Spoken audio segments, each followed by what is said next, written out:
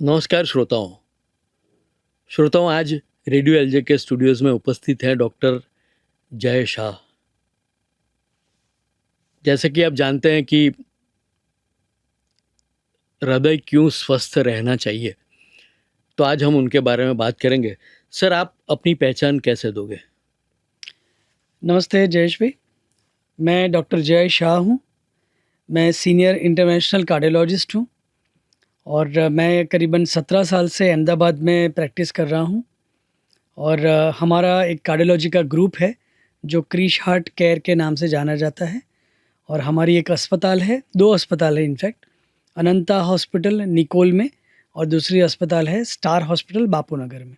अच्छा। और मैं हमारा खुद का एक क्लिनिक भी है जिसको क्रिश हार्ट केयर क्लिनिक हम बोलते हैं। वो है विजय क्रॉस रोड के पास, अच्छा, यूनिवर्सिटी रोड पे। राइट। सर, हम सीधे बात करें अपने विषय की, तो हृदय बिल्कुल, जिसको कहे कि शरीर के लिए बिल्कुल अगत्य का इम्पोर्टेंट ऑर्गन है। स्वस्थ कैसे रखना चाहिए उसको? जयेश भाई, ये ऐसी चीज़ है कि अकेला हृदय नहीं, हमारी पूरे बॉडी को हमको स्वस्थ कैसे रखना है। बट उसमें अगर सबसे इम्पोर्टेंट ऑर्गन की हम बात करें तो वो है हार्ट। और हृदय को स्वस्थ रखने के लिए जो हृदय को बुरा कर सकते हैं या हृदय को डैमेज कर सकते हैं उसको हमें दूर रखना है। बराबर। और उसके लिए जितने भी रिस्क फैक्टर है वो जानना बहुत ज़रूरी है। खास करके देर आर, मतलब ऐसा मैं बोलूँ कि मॉडिफाइबल रिस्क फैक्टर भी है, नॉन मॉडिफाइबल रिस्क फैक्टर भी है। नॉन मॉडिफाइबल रिस्क फैक्टर मतलब हमारी उम्र, हमारा जेंडर मतलब मेल या फीमेल, और थर्ड इज फैमिली हिस्ट्री। अगर मुझे इनहेरिटेंस में अगर कोई डिजीज़ मिला है तो naturally this are called as non modifiable risk factor, जिसको मैं किसी भी हालत में मॉडिफाई नहीं कर पाऊंगा। बराबर। बिकॉज मैं जब से जन्म लिया तब से मेरे पास ये रिस्क फैक्टर है ही।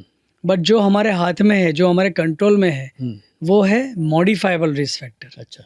वो मॉडिफाइबल रिस्क फैक्टर हैं diabetes, high blood pressure, high cholesterol, obesity. हम जो व्यसन करते हैं तंबाकू, स्मोकिंग, अल्कोहल का, वो ज़्यादातर हार्ट अटैक को या हृदय रोग को लाने में बहुत मेजर इम्पोर्टेंस देता है। उसके अलावा है stress. Stress could be either mental और इमोशनल स्ट्रेस। और हम देख सकते हैं कि अभी हमारी पूरी ज़िंदगी एक टारगेट ओरिएंटेड हो गई है, जिसके वजह से उसका एक आगे अलग से एक स्ट्रेस रहता है। तो और दूसरा जो नया चीज़ हम अभी देख रहे हैं वो है इनएडिक्वेट स्लीप। अगर हमारी स्लीप हाइजीन अच्छी नहीं है तो भी हमें काफ़ी सारे हार्ट अटैक या हार्ट के संबंधित रोग हो सकते हैं। बराबर है। सर, अब हमारे जो श्रोता हैं वो तो युवा हैं, और युवा आजकल के ऐसे हैं कि जिनको स्क्रीन टाइम बहुत ज़्यादा है उनका जी। और थोड़ी जो लाइफस्टाइल जिसको कहे वो अस्त व्यस्त है, उसमें कोई टाइमली कुछ करते नहीं है वो, तो नींद भी उसमें डिस्टर्ब होती है। तो ये कितना हृदय को नुकसान करे, वैसी बात है। बहुत ही इम्पोर्टेंट क्वेश्चन है, क्योंकि ये चीज़ ऐसी है कि जो अभी आपको करीबन 1 या 2 साल या 3 साल तक पता नहीं चलेगा। बट अगर आपका स्क्रीन टाइम ज़्यादा है, आप रात को बहुत जगते हो, तो बॉडी की जो भगवान ने बायोलॉजिकल सर्काडियन रिदम दी है वो कंप्लीट से चेंज हो जाती है। तो इसकी वजह से brain is remaining active during night time. तो उसकी वजह से बहुत सारे ऐसे हार्मोनल चेंजेस हैं बॉडी में, या जो स्त्राव होते हैं बॉडी में से, वो सारे पूरे बायोलॉजिकल क्लॉक से कनेक्टेड नहीं रहते हैं, जिसकी वजह से धीरे धीरे करके हार्ट के अंदर में ब्लड प्रेशर की कमी की वजह से या ब्लड प्रेशर के फ्लक्चुएशन की वजह से, शुगर के फ्लक्चुएशन की वजह से, भले ही युवा नॉर्मल हो, बट ये सारी चीज़ें ग्रेजुअली धीरे धीरे करके हार्ट के अंदर में उसके मसल को, उसके नलियों को और उसके वाल्व्स को अफेक्ट करती है। और उसके वजह से हार्ट की धड़कन अनियमित हो सकती है, इरेगुलर हो सकती है। धड़कन के अंदर में ड्रॉप बीट्स आ सकते हैं, बीट्स जो नॉर्मल आने चाहिए उसके अंदर में इरेगुलर बीट्स आ सकते हैं। तो ये सारी चीज़ें जस्ट बिकॉज कि आपकी नींद अच्छी नहीं है या नींद जो हमको 6 से 8 घंटे लेनी चाहिए, अगर वो हम अच्छी तरह नहीं लेते हैं और रात को लंबे समय तक जगना रहता है और मॉर्निंग में फिर बहुत देर से हम जगते हैं, तो उसके वजह से ब्लड प्रेशर के अंदर में, शुगर के अंदर में बहुत सारे फ्लक्चुएशंस होते हैं नॉर्मल इंडिविजुअल, या जिसका पता बॉडी जब तक वो एकोमोडेट करती है तब तक वो चलेगा, बट जब नहीं करेगी तो वो सीधा एक रोग लेके आएगी। और इसी के वजह से हम एज ए कार्डियोलॉजिस्ट जो चीज़ें आज से 20 साल पहले लोग 50 साल 60 साल में देखते थे, वही चीज़ हार्ट अटैक की हम अभी 30 साल में या 25 साल में या 35 साल में देख रहे हैं। तो ये बहुत इम्पोर्टेंट ये बात है, चेतावनी भी है, चेतावनी भी है। ये बिल्कुल चेतावनी। दोस्तों, हम बात कर रहे हैं डॉक्टर जय शाह से, जो कार्डियोलॉजिस्ट है। सर, एक सवाल ऐसा है कि स्वस्थ रखना है अपने आप को, तो दिनचर्या क्या होनी चाहिए आपके हिसाब से? सबसे पहले तो ये इम्पोर्टेंट बात हमको याद रखनी है कि हम कितनी अच्छी तरह एक डिसिप्लिन्ड वे में अपनी ज़िंदगी जी सकते हैं। अगर वो डिसिप्लिन हमने बरकरार रखा तो मुझे नहीं लग रहा है कि कोई किसी को भी इतनी ज़्यादा चिंता करने की ज़रूरत पड़ेगी, क्योंकि डिसिप्लिन मतलब मैं पूरी दिन की डिसिप्लिन की बात कर रहा हूँ। अगर हम सुबह उठते हैं तो रेगुलर करीबन 6 या 7 बजे अगर उठ के एक आधा घंटा या 30-40 मिनट्स भी हम मॉर्निंग वॉक के लिए जाए, या हम स्विमिंग में जाए या जॉगिंग में जाए या डांसिंग करें या कुछ भी ऐसा फॉर्म ऑफ एक्सरसाइज कि जिसकी वजह से हमारे बॉडी के अंदर में हैप्पी हार्मोन रिलीज होते हैं, जिसको हम एंडोर्फिन बोलते हैं। तो वो सारे आपको तभी रिलीज़ होंगे जब हम वो रेगुलरली करीबन 6 या 7 दिन तक करते हैं। उसके बाद उसके बेनिफिट धीरे धीरे आपको स्टार्ट हो जाएंगे। Then you do your normal activity, आपका जो भी जैसे युवा हैं तो पढ़ाई का अगर काम है तो आप पढ़ाई को आप फ्रेगमेंट कर दो। सबसे अच्छी बात यह है कि अगर आप सुबह से 6 से लेके 8 बजे तक पढ़ाई करते हो तो वो बहुत ही अच्छा टाइम माना जाता है, क्योंकि आपको कोई डिस्टर्बेंस नहीं होता है। 8 से 9 के बीच में आप कुछ भी 1 घंटे के लिए आपका रूटीन सब एडजस्ट कर लो, थोड़ा सा ब्रेकफास्ट करके बाद में 9 बजे के बाद वापस या कॉलेज में आना हो तो कॉलेज में आ जाओ, या आपको पढ़ाई करना है वो पढ़ाई करो। बाय एंड लार्ज पूरा दिन इस तरह से गुजारने के बाद इवनिंग में आप जब आते हो तब इवनिंग के अंदर में you can have a relaxation for 20-30 minutes, और उसके बाद आप अगेन आई वुड सजेस्ट कि एक 20-30 मिनट का मॉर्निंग वॉक जैसे आप करते हो उस तरह से इवनिंग वॉक होना चाहिए। And try to be along with the nature. जैसे आपका कॉलेज मैंने देखा इतनी हरियाली है यहाँ पे, सिर्फ आप 20 या 30 मिनट नेचर के साथ रहते हो, जिसको मी टाइम बोलते हैं, तो वो भी आपके हेल्थ के लिए बहुत अच्छा है। So these are all stress relievers. Stress को रिलीव करने के लिए ये सब ज़रूरी है। तो ये सारी चीज़ें जानने से हम अपना जीवन अच्छी तरह यूज़ कर सकते हैं, और दूसरा रात को नींद भी इससे अच्छी आएगी। सही बात है। दोस्तों, हम बात कर रहे हैं डॉक्टर जय शाह से, जो कार्डियोलॉजिस्ट है। सर, एक सवाल ऐसा होता है कि आजकल कोई भी बंदा जो है वो स्ट्रेस से मुक्त नहीं है, तनाव से उसकी ज़िंदगी में कहीं ना कहीं अलग अलग प्रकार के तनाव है। तो इससे कैसे बचना चाहिए और इसका हार्ट के हेल्थ पे कितना असर पड़ता है? सर जी, जैसे स्ट्रेस आपने बोला, तो स्ट्रेस बाय एंड लार्ज जो हमको अफेक्ट करता है वो फिजिकल, मेंटल या इमोशनल स्ट्रेस होता है। सबसे ज़्यादा इम्पॉर्टेंट चीज़ ये है कि हार्ट को कौन सा स्ट्रेस अफेक्ट करता है, वो है मेंटल और इमोशनल स्ट्रेस। इसके लिए आपको स्पिरिचुअली बहुत स्ट्रांग होना पड़ेगा। तो उसके लिए आप योगा, मेडिटेशन कर सकते हैं। Regular 20-30 minutes per day yoga आप कर सकते हैं, जिससे स्ट्रेस रिलीव होता है। मैंने जिस तरह से आपको बताया कि रेगुलर एक्सरसाइज हम करो, करीबन 40 minutes a day 5 days a week are more than enough.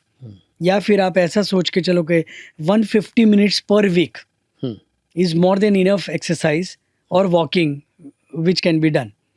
तो ये सारी चीज़ें अगर हम याद रखते हैं तो उससे स्ट्रेस में रिलीव करने में बहुत फ़ायदा होता है। फिर आपने पूछा स्ट्रेस कैसे हार्ट को अफेक्ट करता है।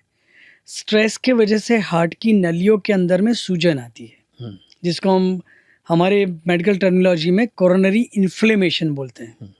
वो ऐसी चीज़ें जो कोलेस्ट्रॉल की वजह से नहीं होती है, बट जहाँ जहाँ पे भी कोलेस्ट्रॉल का लेयर जमा हुआ होता है उसके अंदर में इन्फ्लेमेशन होता है, और वो सूजन के वजह से वो नली के अंदर के जो खून का प्रवाह है उसको कम कर देता है, जिसको हम अवरोध बोलते हैं।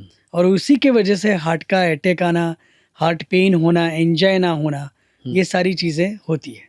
बराबर है सर। ये बचना तो पड़ेगा, जैसे आपने कहा कि ये जो उपाय हैं उसके तो वो करने चाहिए। खान पान का कितना महत्व है? खान पान का बहुत बहुत ज़्यादा महत्व है, बिकॉज आपने देखा होगा कि युवा लोगों में प्रोसेस फूड, जो ट्रांस फैट वाले फूड है, जिसको हम जैसे पफ या खारी बिस्किट आप जैसे बोल दो, ये सारे ट्रांस फैट वाले फूड है। प्रोसेस फूड मतलब जो भी हम जो नमकीन हम बोलते हैं, जो पैक किया हुआ है, जिसके अंदर में एक्स्ट्रा सॉल्ट है, एक्स्ट्रा शुगर है, ये सारी चीज़ें बहुत ही हानिकारक है। शुगरी बेवरेजेस जैसे हम कोला ले लिया, कोल्ड ड्रिंक्स ले लिए, ये या फिर आप टेट्रा पैक वाले जो फ्रूट जूसेस होते हैं, जिसके अंदर में प्रिजर्वेटिव भी होता है और बहुत सारी शुगर भी होती है, तो ये सारी चीज़ें बहुत ही ज़्यादा नुकसानकारक है। और हानिकारक इसलिए है क्योंकि यही सारी चीज़ें ग्रेजुअली हार्ट की नलियों में और बाकी नलियों में धीरे धीरे कोलेस्ट्रॉल को डिपॉजिट करती है, और वही कोलेस्ट्रॉल अगर फट जाता है वहाँ से, तो वो आइदर हार्ट अटैक आ सकता है या लकवा मार सकता है। ये सारी चीज़ें इसी के वजह से होती है जब हम अनहेल्दी फूड हैबिट्स को अपनाते हैं, जिसको हम जंक फूड बोलते हैं। बाहर का मैदा ज़्यादा ले लिया, सॉल्ट ज़्यादा ले लिया, शुगरी बेवरेजेस ज़्यादा ले लिए, अनकुक्ड फूड ज़्यादा ले लिया। सो ये सारी अनहेल्दी फूड हैबिट्स जो है, जिसकी वजह से हार्ट अटैक बहुत ज़्यादा आ सकते हैं। सर अब स्ट्रेस बस्टर्स की बात करें कि मान लो संगीत हो गया या कहीं पे घूमने के लिए चले गए वैकेशन पे, वो जो चीज़ें हैं उसका महत्व कितना है हार्ट को तंदुरुस्त रखने में? मैं ऐसा बताऊंगा कि हर लोगों को करीबन हर 2 या 3 महीने पे एटलीस्ट 2 दिन का एक ब्रेक लेना चाहिए, 2 या 3 दिन का। ये ऐसा ब्रेक होना चाहिए कि जिसके अंदर में it is called as me time, कि जिसके अंदर में आपकी जो हॉबी है वो संगीत भी हो सकती है, पेंटिंग भी हो सकती है, या कोई एनी फॉर्म ऑफ आर्ट। कहीं पे भी आप सुगम संगीत सीखने जा सकते हैं, क्लासिकल संगीत सीखने जा सकते हैं, कोई वाजिंत्र है, कोई ऐसा इंस्ट्रूमेंट है जो आपको अच्छा लगता है, वो आप बजा सकते हैं, या हॉबी को आप एक नर्चर कर सकते हैं। तो ये सारे ब्रेक अगर आप लेते हैं तो you can do rejuvenation in your life, क्योंकि ऐसा कोई भी बंदा नहीं है जिसको कोई पेनफुल सिचुएशन से गुजरना न पड़ता हो। वो तो stress is a part of life. So how to balance work life and your professional life and your personal life along with your family, that is very very important to remember। तो इसी के लिए I think मुझे ऐसा लग रहा है कि स्ट्रेस रिलीवर के तौर पे हमको रेगुलर एक्सरसाइज, योगा, मेडिटेशन, अच्छे फ्रेंड्स का सर्कल होना बहुत ज़रूरी है। अच्छे लोगों को रोज़ मिलना बहुत ज़रूरी है, और उसी के वजह से आपका स्पिरिचुअल हेल्थ इम्प्रूव होता है। और मैं ऐसा समझता हूँ कि हर दिन में एक बार एक टेंपल या भगवान के मंदिर में, या आपके खुद के भगवान के मंदिर में एक 5 मिनट आपको देना चाहिए। जिससे भी आंख बंद करके सांस लेने के प्राणायाम कर लो तो भी चलेगा, अनुलोम विलोम, कुछ भी आपको जो भी आपको अच्छा लगे वो करना चाहिए। सर ये आपने बहुत सारी चीज़ें बताई, जो कैसे खान पान होना चाहिए, दिनचर्या कैसे होनी चाहिए, स्ट्रेस बस्टर्स क्या होने चाहिए, प्लानिंग क्या होना चाहिए। अब हमारे जो स्टूडेंट्स हैं वो कहीं ना कहीं करियर के पीछे भी लगे हुए, तो और वो होना भी चाहिए उनको। तो ये स्वस्थ जो हृदय हैं वो उनको पूरी ज़िंदगी कैसे उसको मदद करेगा, ऐसा आपका कहना है? स्वस्थ हार्ट हमेशा आपकी एफिशिएंसी को अच्छा रखेगा, आपके मेंटल स्ट्रेंथ को भी अच्छा रखेगा, क्योंकि अगर हार्ट सही है तो बाकी के ऑर्गन सारे सही रहने वाले हैं। क्योंकि हार्ट से ही ब्लड पंप होके ब्रेन को मिलता है, लंग्स को मिलता है, खून अच्छी तरह किडनी को मिलता है, लीवर को मिलता है, स्प्लीन को मिलता है, पैरों के अंदर में जाता है। तो हार्ट को हेल्दी रखना बहुत ज़रूरी है। तो उसके लिए मैं ऐसा बताना चाहूँगा अपने युवा लोगों को कि आपके खुद के नंबर्स को पहचानो। मेरा हार्ट रेट कितना होना चाहिए वो आपको पता होना चाहिए। तो मेरा हार्ट रेट करीबन 60 से 80 के बीच में होना चाहिए पर मिनट। मेरा बीपी कितना होना चाहिए, तो 130/80 मिलीमीटर ऑफ मर्क्यूरी से कम होना चाहिए। मेरा bad part of the cholesterol कैसा होना चाहिए, तो वो एलडीएल कोलेस्ट्रॉल माना जाता है, वो 100 से कम होना चाहिए।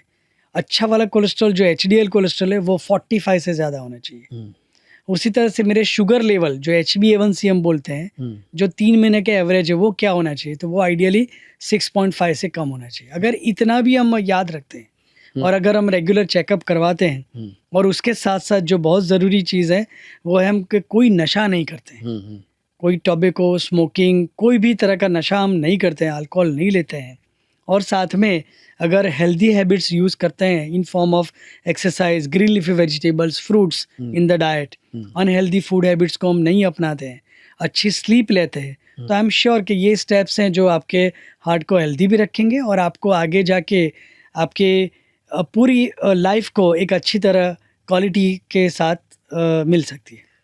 बहुत अच्छा सर, आपने बहुत ही संक्षिप्त में ऐसी ऐसी बातें की है जो मुझे लगता है कि हमारे युवा श्रोताओं को भी पसंद आएगी।